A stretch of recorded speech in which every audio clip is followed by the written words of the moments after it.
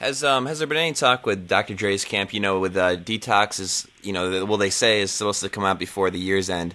Has there been any talk with kind of I guess doing a marketing strategy where the Chronic Relit would come out and then kind of just then the Detox promotion would start? Is there any I guess? Yeah, that would be a dream world. We've certainly reached out to Aftermath, and we've reached out to Peter Paterno, who is Dre's lawyer and acts in many ways as his senior advisor.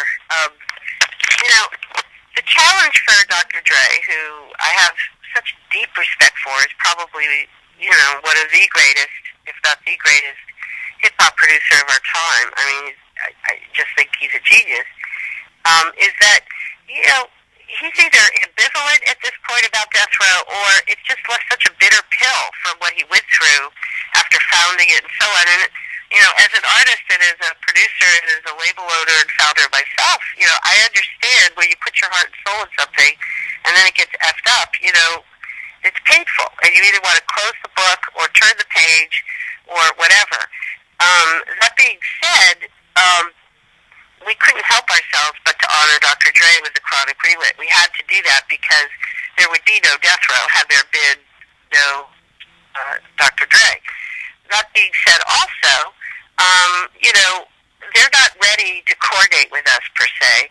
However, they know the door is open, and I truly believe when they experience their first royalty check, a lot of the skepticism that people have about us will dissipate. And we have gone to huge measures in partnership with our administration and publishing partner, Evergreen Copyrights, to put together a very proper system for, royalty payments. And we even have a large reserve set up so that, we never run the risk of getting behind or anything like that.